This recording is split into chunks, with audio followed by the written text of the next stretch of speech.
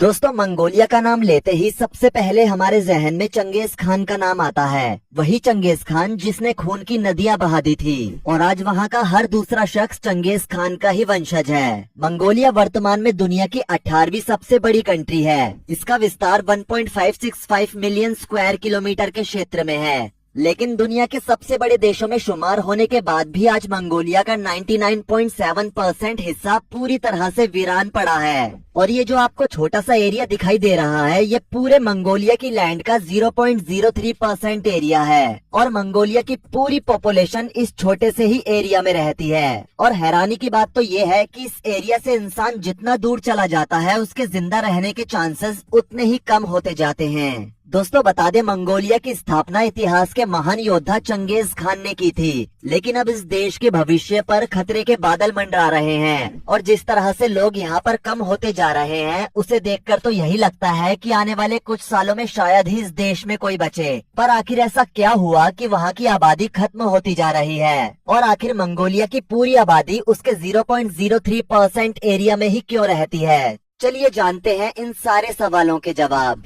दोस्तों, मंगोलिया की आबादी की बात करें तो मौजूदा समय में वहाँ पर 30 लाख लोग ही रहते हैं। इसकी सीमाएं उत्तर में रूस, जबकि दक्षिण पूर्व और पश्चिम में चीन से मिलती है। यहाँ की राजधानी उलान बटार है, जो कि एक्चुअली में मंगोलिया का सबसे बड़ा शहर भी है। मंगोलिया की मोर देन 50% पॉपुलेशन इसी शहर में रहती है।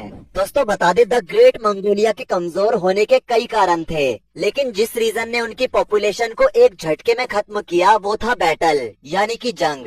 एक ऐसी जंग जिसने एक ही झटके में इस देश से 40 लाख लोगों को गायब कर दिया। अब ये जंग हुई क्यों और कैसे इसने मंगोलिया को 99.7% खाली कर दिया, ये जानने के लिए हमें इतिहास में जाना होगा। ये कहानी शुरू होती है साल 1206 से, जब चंगेज खान ने मंगोलिया पर राज करना शुरू किया था। अपने एम्पायर को बढ़ाते बढ़ाते एक समय ऐसा आया जब चंगेज खान ने अपनी पूरी विरासत को पैसिफिक ओशियन से लेकर कैस्पियन सी तक और रशिया से लेकर तिब्बत तक फैला दिया था। उस समय चंगेज खान के खौफ का आलम तो ये था कि अगर किसी राजा को ये पता चल जाता था कि चंगेज खान उसके साम्राज्य पर कब्जा करना चाहता है, तो वो राजा खुद अपने हाथों से अपना पूरा साम्राज्य चंगेज खान को सौंप देता था। क्योंकि उस समय तक चंगेज खान के खौफ का दबदबा पूरे एशिया में था और इसी वजह से आज का चाइना भी उस समय द ग्रेट मंगोलिया के नाम से ही जाना जाता था। और चंगेज खान नाम के इस रूलर का तोड़ पूरे एशिया के किसी भी राजा के पास नहीं था। मंगोलिया की कठिन जलवायु में रहते रहते चंगेज खान इतना स्ट्रॉन्ग हो गया था कि कई किंगडम के राजाओं का आपस में मिलकर भी उसे हराना पॉसिबल नहीं था। लेकिन जब चंगेज खान ने दुनिया को अलविदा कहा, तब पूरा मंगोल एम्पायर छोटे छोटे हिस्सों में बंट गया और उन छोटे छोटे हिस्सों ने पूरे मंगोलिया में अपना अपना हिस्सा बना लिया। अब सेंट्रल एशिया के छोटे छोटे हिस्से उनके एम्पायर में मिल चुके थे। अब सेंट्रल एशिया के छोटे छोटे हिस्सों को उनके एम्पायर में मिलाया जा चुका था। दोस्तों, जब वहाँ पर चंगेज खान का शासन था तो मंगोलिया के आम सिविलियंस ने हद से ज्यादा लड़ाइयाँ देखी थी। उन्होंने इतना खून खराबा देखा था कि अब वो शांति चाहते थे। और इसी दौरान कोइंसिडेंसली इंडिया से बुद्धिज्म भी धीरे धीरे करके सेंट्रल एशिया के जरिए साल 1271 तक मंगोलिया पहुँच भी चुका था।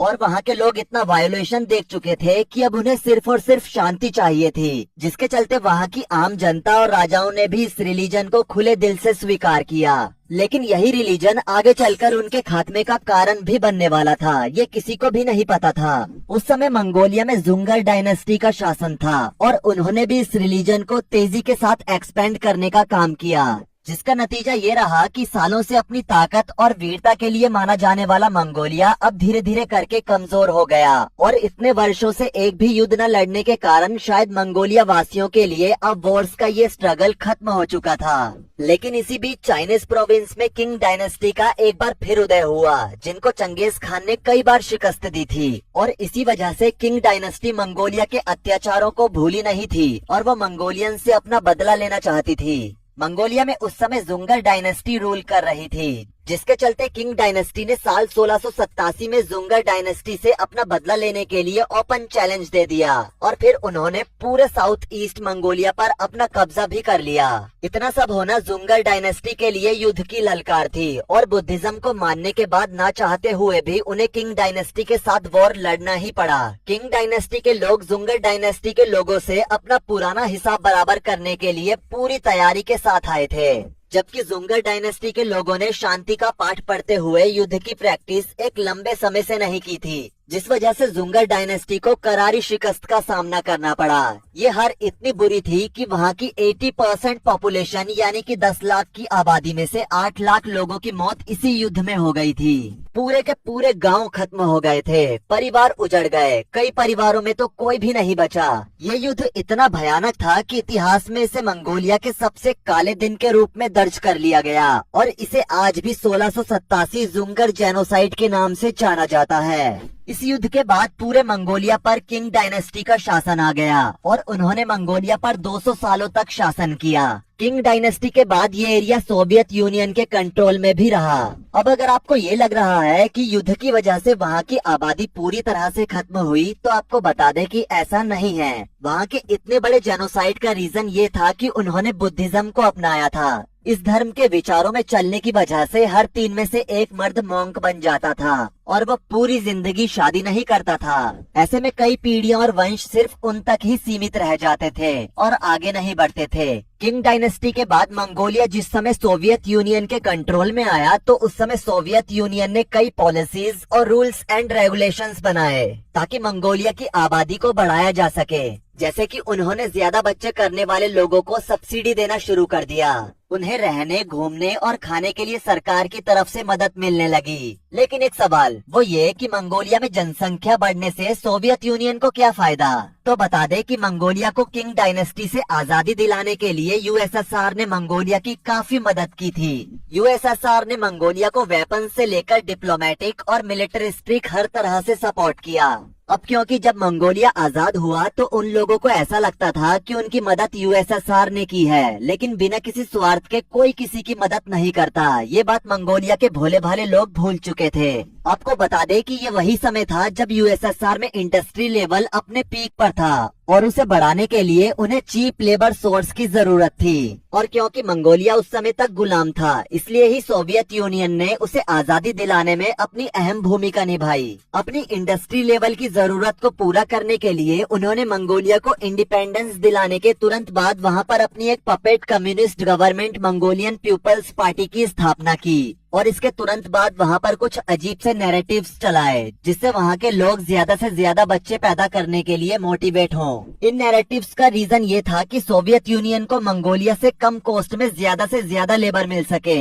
इसके लिए उन्होंने एक कानून बनाया कि मंगोलिया में ज्यादा से ज्यादा बच्चे पैदा करना मंगोलियन औरतों की नेशनल ड्यूटी है और जिन भी कपल के ज्यादा बच्चे होते थे उन्हें सरकार की तरफ से धनराशि और कभी कभी तो उन कपल्स को सरकार की तरफ से रहने को घर तक दिया जाता था। इसके बाद मंगोलियन औरतों को हर साल 2 बार ऑल एक्सपेंसेस पेड वोकेशंस तक गवर्नमेंट की तरफ से दिए जाने लगे, यानी कि उन औरतों के वोकेशंस में जाने, वहां रुकने और खाने तक का खर्चा सरकार उठाती थी। यूएसएसआर सस्ते लेबर मिलने के चलते इतना ज्यादा बौखला गया था कि जो लोग वहाँ पर मॉन्क बन जाते थे या फिर जिनकी शादी नहीं होती थी या फिर जिनके बच्चे नहीं होते थे, उन सभी पर यूएसएसआर जबरदस्ती टैक्स लगा देता था। यूएसएसआर के इस नैरेटिव से मंगोलिया की पॉपुलेशन में कुछ सालों में बढ़ोतरी होने लगी, क्योंकि वहाँ का बर्थ रेट लगातार बढ़ रहा था। लेकिन ये तो इस घटना का सिर्फ एक पहलू था, क्योंकि वहाँ के लोगों को ऐसा लग रहा था कि उनके देश की 80% पॉपुलेशन किंग डायनेस्टी से युद्ध के बाद खत्म हो गई थी। यूएसएसआर उसे ही रिकवर करने के लिए इतने तरह के अलाउंस दे रहा है ताकि मंगोलिया की पॉपुलेशन को बढ़ाया जा सके। लेकिन उन्हें नहीं पता था कि सोवियत यूनियन उनके ही पीठ में छुरी घोंप रहा है। साल 1921 से 1939 के बीच में जोसेफ स्टालिन की लीडरशिप में मंगोलिया के हजारों बुद्धिस्ट मॉन्क्स को जान से मार दिया गया। 1000 से भी ज्यादा मठ और मंदिरों को ध्वस्त कर दिया गया। अब हो सकता है कि आप सोचेंगे कि जिस कंट्री को मंगोलिया से सस्ते दाम में लेबर मिल रहे थे, तो आखिर वो उसी कंट्री के बुद्धिस्ट मॉन्क को क्यों मार रहे थे? और बौद्ध धर्म में तो सिर्फ शांति से रहना ही सिखाया जाता है। तो आपको बता दें कि इसके पीछे का कारण ही मंगोलिया से मिलने वाले चीप कॉस्ट लेबर थे, जो कि बुद्धिज्म की वजह से खतरे में पड़ रहे थे। अब जैसा कि हमने आपको पहले भी बताया कि बुद्धिज्म धीरे धीरे करके पूरे मंगोलिया में फैलता जा रहा था, जिस वजह से हर 3 में से एक आदमी शादी नहीं करता था। और जब शादी नहीं करेगा तो जाहिर सी बात है कि जनसंख्या नहीं बढ़ेगी। इसलिए यूएसएसआर को ऐसा लगता था कि अगर ये मॉन्क जिंदा रहे तो बुद्धिज्म का प्रचार और प्रसार होता रहेगा और उन्हें एक समय के बाद चीप कॉस्ट लेबर मिलना बंद हो जाएगी और इस वजह से उन्होंने हजारों मोंग को मरवा दिया।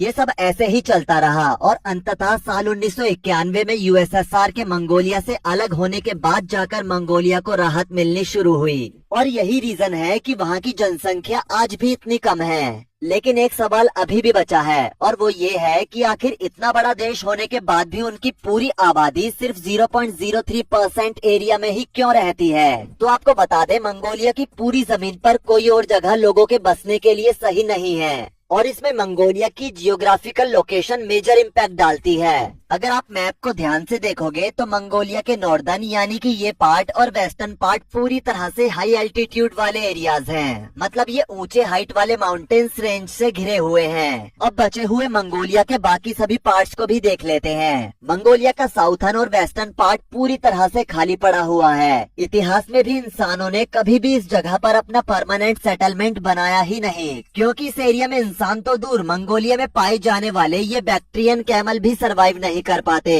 क्योंकि यहाँ का क्लाइमेट बहुत ज्यादा खराब रहता है। इसलिए मंगोलियन लोगों के पास ना ही वेस्टर्न पार्ट में रहने की जगह है, ना ही साउथर्न पार्ट में और ना ही ईस्टर्न पार्ट में। अब ऐसे में ये पूरी 100% मंगोलियन पॉपुलेशन इस 0.03 एरिया में ही रहने को मजबूर है, क्योंकि इन्हीं हाई एल्टीट्यूड माउंटेन्स रेंज की वजह से इस एरिया का टेम्परेचर बढ़ जाता है और जीवन के लिए सामान्य हो जाता है। बेसिकली मंगोलिया में नॉर्दर्न मंगोलिया का Khuvsgul mountain range, north west part की खंगाई रेंज और नॉर्थ ईस्ट की खेंटी रेंज आपस में मिलकर कुछ इस तरह का रफ ट्रायंगल बनाते हैं, जिस वजह से ये माउंटेन्स रेंज नॉर्थ वेस्ट से आने वाली सर्बियन विंड्स और साउथ ईस्ट से आने वाली गोबी डेजर्ट विंड्स के खिलाफ as a natural wall act करती है और यही माउंटेन्स रेंज इस 0.03% एरिया को फ्रीज होने से बचाती है, क्योंकि इन्हीं कोल्ड विंड से प्रोटेक्शन मिलने की वजह से जहां पर बाकी के मंगोलिया का तापमान -50 डिग्री सेल्सियस तक चला जाता है, तो वहीं स्ट्रैंगलर जोन से टेम्परेचर -2.9 डिग्री ही रहता है। वैसे तो ये टेम्परेचर बहुत ज्यादा कम है, लेकिन वहाँ के आसपास के -50 डिग्री सेल्सियस से तो अच्छा ही है और इसी वजह से मंगोलियन लोग केवल 0.03% एरिया में ही रहते हैं और 99.7% एरिया वीरान पड़ा है, यहाँ पर कोई नहीं रहता। तो दोस्तों ये वजह है जिस कारण से क्षेत्रफल की दृष्टि से इतना बड़ा होने के बावजूद भी मंगोलिया में इतने कम लोग रहते हैं। वैसे आपको हमारी आज की पेशकश कैसी लगी, नीचे कमेंट सेक्शन में जरूर बताएं।